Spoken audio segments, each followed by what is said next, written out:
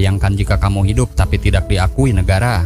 Berdasarkan kisah nyata yang penuh ironi dan perjuangan, film ini menceritakan kisah Bharatlal Bihari, seorang pria sederhana dari desa kecil di India yang berprofesi sebagai pemilik toko alat musik. Hidupnya tenang bersama istri dan anaknya, sampai suatu hari semuanya berubah bukan karena kecelakaan atau penyakit, tapi karena dia dinyatakan sudah mati. Iya, dan kamu tidak salah dengar, dia masih hidup tapi tercatat sudah meninggal di dokumen resmi negara. Biar tidak penasaran, mari masuk ke alur cerita filmnya. हम गणेश जी महाराज नहीं है। Diceritakan pada tahun 1977 di desa Uttar Pradesh, India, seorang pria sedang memimpin drum band di acara festival besar.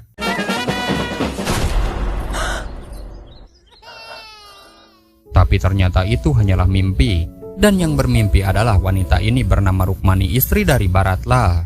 Bharat memiliki toko kecil di pasar yang menjual aksesoris khusus drum band seperti trompet, drum, dan alat musik lainnya. Dia juga adalah seorang Hindu yang taat yang bahkan tidak bisa membunuh seekor tikus sekalipun.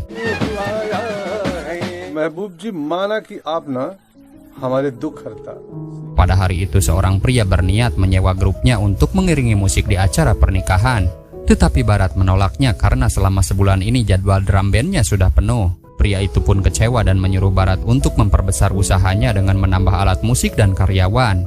Tetapi menurut Bharat ini sudah cukup dengan apa yang didapat saat ini. Karena untuk memperbesar usahanya maka dibutuhkan modal yang tidak sedikit. Istrinya Rukmani yang baru datang pun mendengar hal itu, lalu menyuruh suaminya untuk meminjam uang ke bank. Tetapi Bharat tidak mau punya beban, dari mana mereka akan membayarnya. Namun dirasa ada benarnya demi memperluas usahanya, Bharat akhirnya memutuskan untuk pinjam dana ke sebuah bank. Tetapi di bank manapun pinjam uang jelas harus ada jaminan. Sementara toko Bharat tidak bisa dijaminkan karena belum bersertifikat. Mendengar hal itu Bharat lalu memutuskan untuk mengambil sertifikat tanah orang tuanya yang sudah meninggal. Hingga sampailah dia di rumah orang tuanya yang dulu, tetapi sekarang sudah ditempati oleh keluarga pamannya. Di situ Bharat menjelaskan maksud dan tujuannya. Ketika tahu Bharat butuh uang dan ingin menggadaikan sertifikat rumahnya sendiri, bibinya pun terkejut dan menyuruh Bharat untuk mengklaimnya sendiri di kantor pemerintahan. Di keesokan harinya Bharat merasa bingung dengan pernyataan petugas pemerintah karena dalam dokumen resmi Bharat dinyatakan telah tewas 10 tahun yang lalu. Rupanya Bharat telah dinyatakan meninggal oleh bibinya sendiri, dan mirisnya bibinya juga memindahkan hak waris Bharat kepada seluruh anaknya. Jelas di situ Bharat tidak percaya. Dia pun marah kepada petugas tersebut karena lebih percaya kepada sebuah dokumen.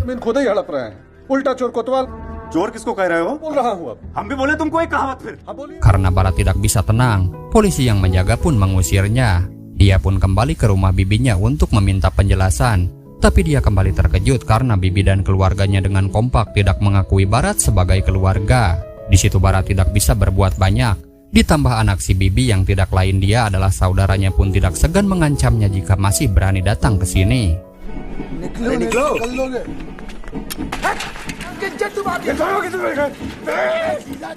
Akhirnya Bharat pun kembali dengan tangan kosong. Setibanya di rumah dia memanggil warga desa dan menceritakan kejadiannya. Seorang warga yang prihatin menyarankan untuk melaporkan masalahnya kepada kepala desa. Tapi mendengar cerita tersebut sebagian warga malah menertawakannya. Bahkan anak-anak desa meledek dengan menyebut Bharat si paman hantu.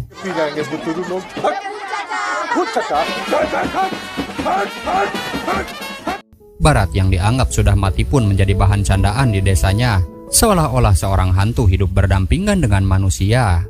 Dia kemudian minta tolong kepada kepala desa.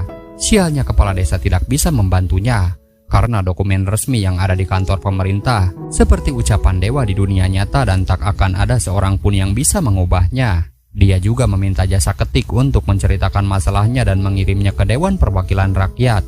Setelah 4 bulan akhirnya Bharat mendapatkan balasan dari menteri, dan dengan bahagia kabar itu pun dia sampaikan kepada istrinya. Namun Rukmani yang tengah hamil anak kedua merasa sedih karena banyak surat yang sudah dikirim dan dibalas oleh mereka. Dan dia pun yakin balasan dan hasilnya pun akan sama saja.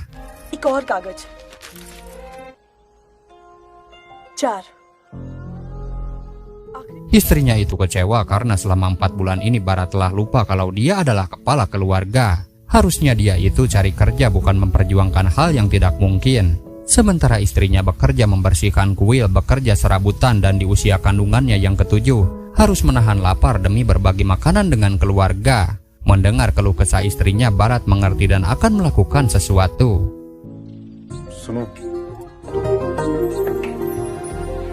Singkat waktu 2 bulan kemudian, Bharat merayakan kelahiran putrinya dan mengundang beberapa warga desa. Salah satu dari mereka pun bercanda karena Bharat telah dinyatakan mati oleh sebuah kertas. Dan suatu saat ketika anaknya sekolah nanti, mereka akan bingung menulis nama dan status ayahnya.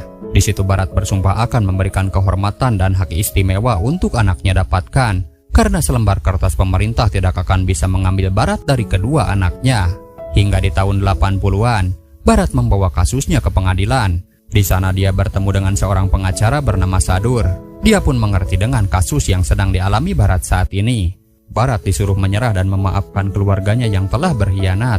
Tapi mana bisa Bharat memaafkan mereka yang telah mengambil semua hak hidupnya. Mendengar itu Sadur tahu Bharat sangat kesal. Tapi dia mengingatkan jika di sini banyak sekali pengacara yang menangani kasus serupa. Dan bukan hanya bermodalkan pulpen saja, tetapi mereka harus dibayar dengan uang yang tidak sedikit. Dia kemudian memperkenalkan seorang kakek tua bernama Pitam. Nasibnya sama dengan Bharat. Selama 22 tahun lebih dia memutuskan untuk melawan hukum dengan datang ke pengadilan setiap hari demi membuktikan bahwa dirinya masih hidup. Melihat itu Bharat kaget karena dia ternyata tidak sendirian.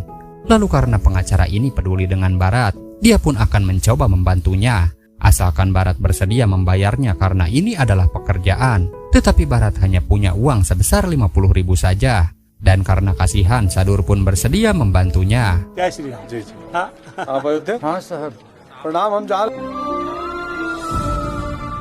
Singkat cerita, di kampungnya pun sedang ada pemilihan bupati baru. Adanya kesempatan, Bharat memanfaatkan momen itu dengan mendukung si bupati, berharap bisa membantunya.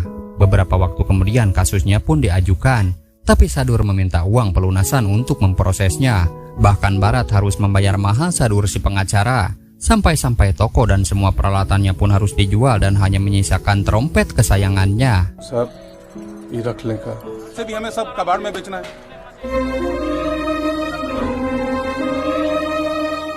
Setelah itu Rukmani menyuruh suaminya untuk berhenti karena hartanya telah habis dan pikirkanlah cara untuk mencari nafkah. Namun sekali lagi Bharat meyakinkan Rukmani kalau pengacaranya sedang berusaha membantunya. Lalu beberapa bulan kemudian calon bupati pilihan Bharat menang dalam pemilihan dan dia bernama Ashrafi Devi. Keluarga Devi dikenal sebagai salah satu keluarga terkaya di Uttar Pradesh Barat. Bharat sengaja melakukan aksi di tengah kemenangan ini dengan membawa papan bertuliskan bahasa Hindi yang artinya saya masih hidup, saya adalah korban dari pulpen para koruptor. Di sana ada wartawan bernama Sonia dan Pablo. Dianggap sebagai hal menarik, mereka langsung memotretnya meskipun Bharat harus diusir oleh rombongan bupati. Kabar itu pun segera dimuat di media. Baru saja menjabat, Devi harus dihadapkan dengan masalah seperti ini. Dia pun ingin tahu siapakah pria di koran itu. Sonia dan Pablo pun mencari Bharat untuk diwawancara. Tapi Bharat malah kabur karena keberatan. Alasannya jika ada berita di koran tentang dirinya, maka akan membuat dirinya malu. Seluruh warga desa sudah menertawakannya. Sekarang mungkin seluruh negeri akan menjadikannya bahan candaan. Sonia pun memberitahu jika dia ikhlas untuk menolong. Dia paham dengan perasaannya karena dia bisa merasakannya. Dia berjanji satu kata pun takkan dia terbitkan tanpa izin dari Bharat sendiri. Dirasa Sonia dan Pablo adalah orang baik. Bharat akhirnya setuju dengan syarat kisahnya harus dijadikan artikel dan bukan lelucon.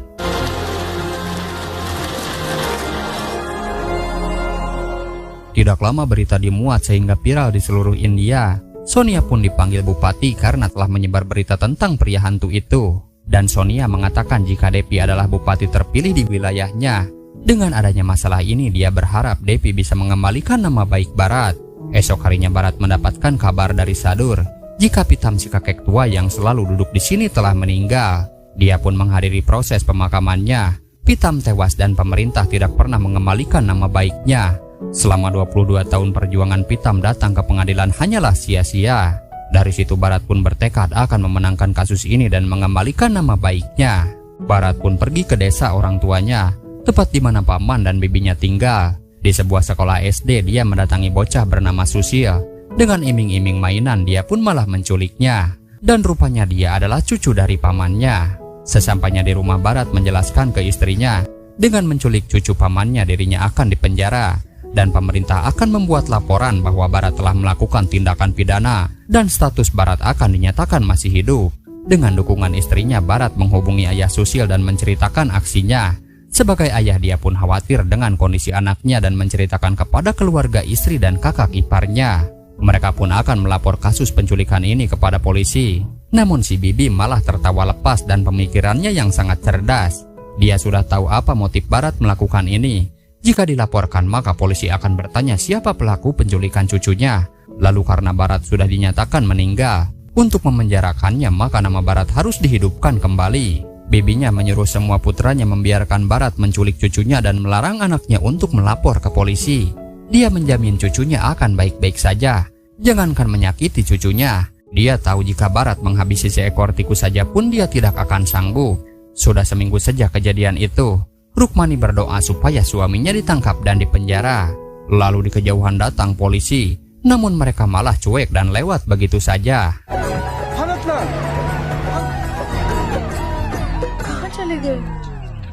Kemudian saat Barat dan Susil akan pulang, mereka pun dihadang anak-anak si Bibi, hingga dia pun dihajar oleh mereka. Dan momen ini dia jadikan kesempatan untuk melukai diri sendiri supaya seolah-olah dikeroyok oleh mereka.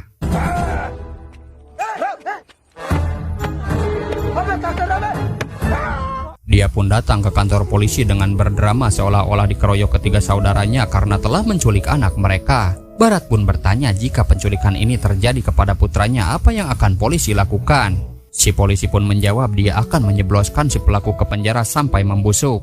Dan itulah alasannya Barat kesini berharap dia ditangkap dan menjadi tersangka. Tetapi hukum pun harus ada proses dan prosedurnya. Di situ Barat mengerti hingga menyuap si polisi agar segera memprosesnya. Rukmani kembali berdoa supaya Barat segera dipenjara. Dan Barat pun kembali ke kantor polisi untuk bertanya bagaimana kelanjutan prosesnya. Tetapi anak-anak bibinya sudah lebih dulu ke sini. Dan kita pun tahu pasti suap mereka lebih tinggi. Lalu benar saja si polisi pun tidak mau menangkapnya, karena dia sudah tahu jika Barat sudah dianggap mati. Karena tugas polisi adalah menangkap orang hidup. Barat pun dibawa ke hadapan Bupati oleh Sonia untuk menceritakan kasusnya. Lalu Bupati menyarankan Barat untuk mengganti namanya menjadi almarhum Barat.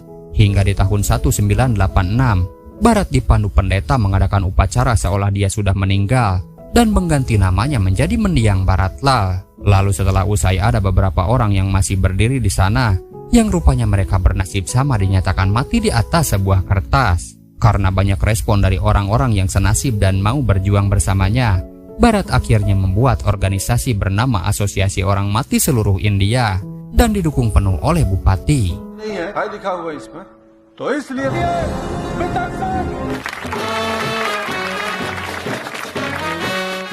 Melihat Barat yang semakin di depan, membuat saudaranya khawatir hingga mereka menyewa pengacara terbaik, dan dia tidak akan membiarkan Barat menang dalam kasus ini. Setahun kemudian di kantor DPRD, Ibu Bupati menginginkan DPR mengubah undang-undang tentang sistem atas kematian seseorang dan meminta keadilan untuk orang-orang yang dinyatakan mati jika orang tersebut masih hidup. Menurut wali kota, bagaimana bisa memberikan keadilan jika orang tersebut telah mati? Dan seluruh dewan yang hadir pun hanya bisa menertawakannya. Sonia yang mendengar tidak bisa berharap kepada orang-orang perwakilan rakyat ini. Dia pun memutuskan untuk melangkah lebih maju dengan memberitahu seluruh dunia supaya tahu cerita tentang Barat. Kemudian melihat kondisi Barat yang semakin kehabisan modal, Sadur pun menyarankan untuk mengajukan klaim uang kematiannya kepada kantor pemerintah agar istrinya dapat jaminan. Barat pun menjelaskan kepada Rukmani lalu mengajaknya ke kantor pemerintah. Di dalam Rukmani memberikan surat kematian suaminya 10 tahun yang lalu. Tapi si petugas tidak percaya karena melihat pakaian dan perhiasan yang dipakai menandakan dia masih punya suami. Syarat dijamin oleh pemerintah adalah Rukmani harus benar-benar sudah menjadi janda. Di situ Rukmani menjelaskan jika suaminya memang secara resmi sudah meninggal dan dinyatakan langsung oleh pemerintah. Alih-alih mendapatkan klaim uang kematian, Rukmani ditertawakan para petugas karena dianggap hanya modus. Di situ Rukmani membela kepada siapa lagi dia minta tolong dan minta keadilan. Dia datang ke sini hanya membela keluarga karena kelaparan. Mendengar itu si petugas pun terdiam dan dia malah mengajak makan bersama jika benar Rukmani kelaparan. Lunch break होने खाना खिला दे.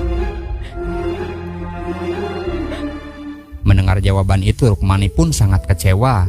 Melihat istrinya sedih, Barat masuk dan mengaku dia adalah suaminya. Jelas mereka semua dibuat heran. Dan di sini petugas pun semakin menertawakannya karena orang mati 10 tahun lalu sekarang berdiri di hadapannya. आपको भी भोजन कराई देते हैं, कर लीजिए. अच्छा तो अब वो है भिखारी नहीं है हम.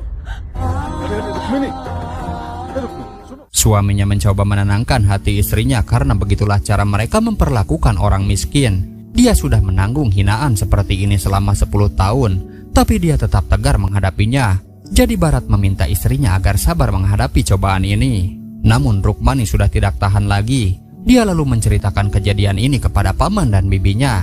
Si paman yang mengerti pun datang menemui Barat. Lalu dia memberikannya modal untuk usaha serta berhentilah melawan hukum. Di situ Barat tersinggung, tidak mau kehilangan harga dirinya. Masalahnya bukan tentang uang atau bisnisnya, melainkan tentang luka yang telah dilakukan orang-orang terhadapnya. Dan Barat tidak mau menerima uang itu. Dia pun akan terus berjuang untuk mendapatkan kehormatannya kembali. Rukmani menganggap suaminya egois, tidak memikirkan kondisi keluarganya. Di situ Barat kesal, lalu menyalahkan istrinya karena awal permasalahannya adalah ketika Rukmani memaksanya untuk pinjam uang ke bank. Tidak terima disalahkan, Rukmani kecewa dan memutuskan akan pergi bersama anak-anaknya meninggalkan Barat sendirian.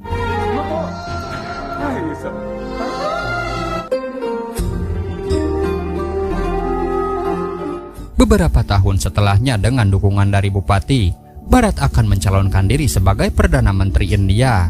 Pendukungnya datang dari seluruh penjuru India yang bernasib sama sepertinya. Beritanya pun menjadi viral. Barat mencalonkan bukan untuk menang, melainkan untuk kalah. Dia ingin pemerintah mereformasi sistem kematian yang merugikan rakyat miskin. Lalu pencalonan menteri pun jelas ditolak pengadilan.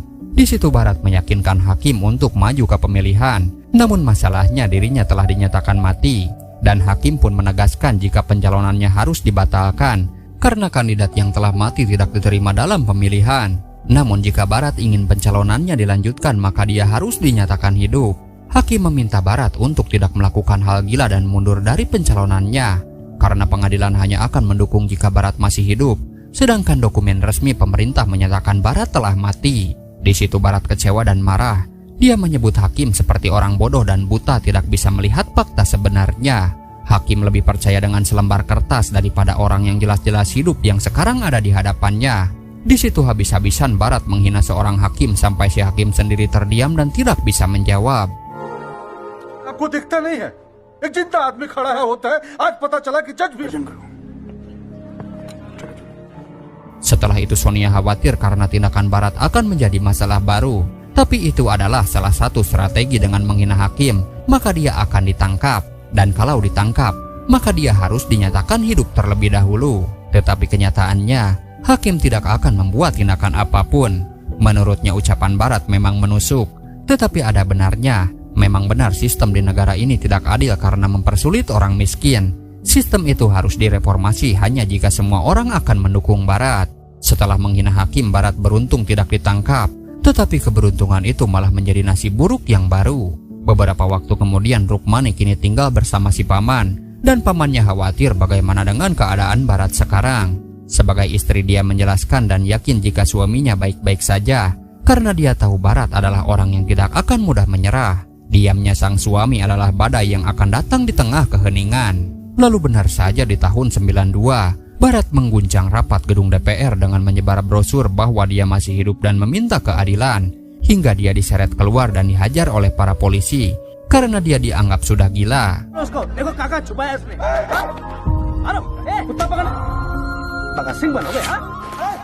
Tapi usahanya belum berhasil dan dia pun memutuskan datang kepada istrinya. Dia mengajak Rukmani dan anak-anak untuk kembali ke rumah. Dia juga berjanji akan berhenti dari pertempuran ini.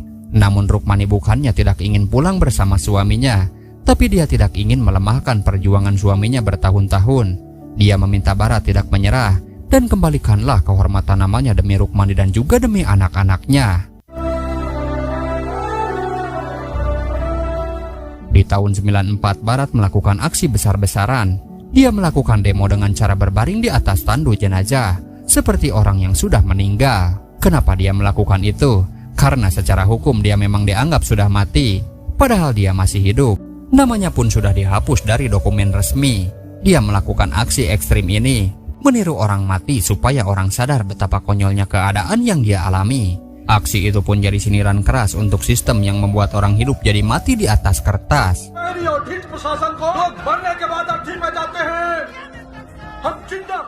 Benar saja aksinya pun kini mendapat perhatian dari publik.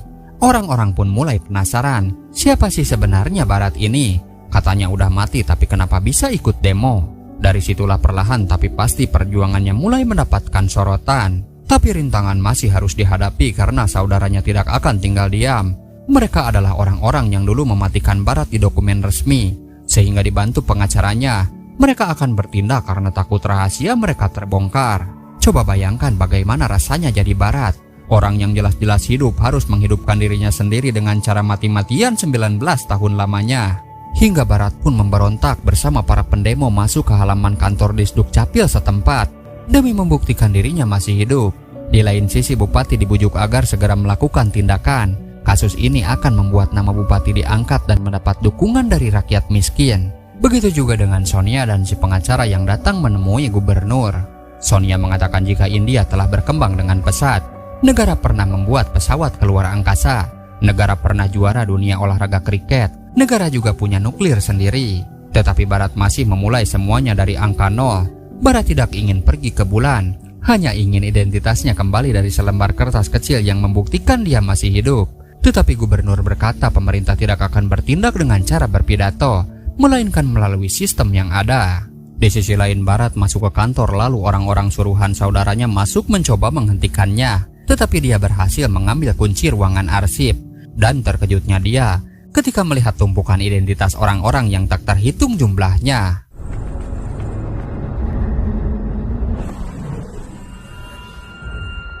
Namun dengan semangat dan percaya diri, dokumen 19 tahun lalu pun akhirnya ditemukan. Meskipun dia harus dihajar oleh para polisi. Bersamaan si pengacara datang membawa surat dari gubernur jika Barat dinyatakan masih hidup secara resmi. Mendengar kabar bahagia itu Barat hanya diam mengingat perjuangannya selama ini.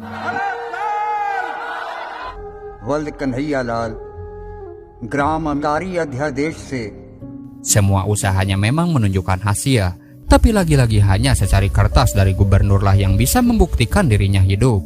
Dokumen yang diambil dengan susah payah kini tidak penting lagi. Tidak lama istrinya membuktikan jika dia akan menjadi orang pertama yang menghiasinya bersama anak-anak yang kini sudah tumbuh dewasa. Keberanian Barat menjadi inspirasi untuk semua orang. Begitu juga keluarga bibinya yang haus akan harta kini sadar dan dia minta maaf.